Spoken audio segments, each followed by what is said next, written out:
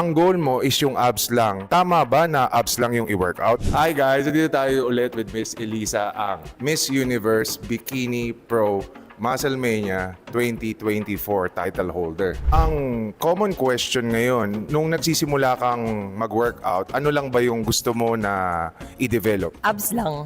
Gusto ko lang magkaroon ng abs nun. Initially, abs lang talaga. Katulad nung marami sa inyo, tsaka lalo na ngayon, napapanahon, malapit ang summer, so anong klaseng body lang yung gusto mo? Beach body, syempre. Yun, beach body lang, di ba? Yun naman yung gusto natin. Kaya ang daming nag-gym pagdating ng January. Yung mga nag-New Year's resolution. Tapos gusto nila, by summer, naabot na nila yung six-pack abs, yung washburn abs, yung maliit na waistline para magbibikini sila sa beach, no?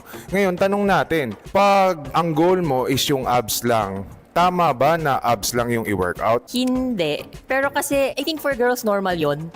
Lalo na kung hindi sila talaga nag-gym. Gusto nila ma-achieve talaga yung abs. Kasi misconception, pag nagbuhat ka, lalaki ka. Tapos, syempre, girl ka, ayaw mo magmukhang lalaki. Pero syempre, ngayon, na nandito ako sa industry, alam ko na dapat pantay, hindi lang dapat abs. Full body siya. Syempre, shoulder hanggang paa.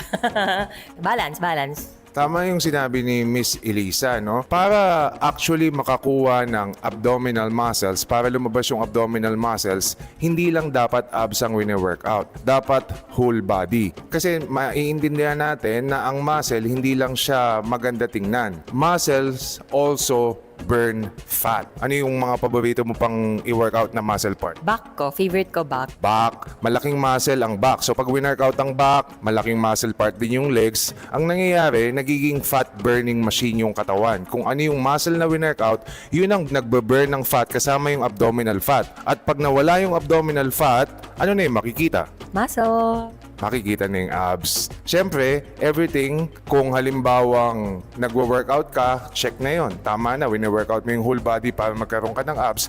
Pero siyempre, sa pag-workout, ano din yung kailangan dapat gawin pag uwi mo sa bahay? Yung tamang? Pagkain.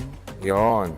You cannot out-train a bad diet. So, ibig sabihin, kahit madami kang ginagawa sa gym na workout, pero yung diet mo mali, magkaka-abs ka ba? Hindi. Again, it goes hand in hand, proper nutrition, tsaka yung workout. And if you do that, with time, makakahabol ka pa. Makaabot mo pa yung beach body mo. For more tips and information, please follow and subscribe to my page. We're always giving out free tips to help you on your fitness goal this 2025.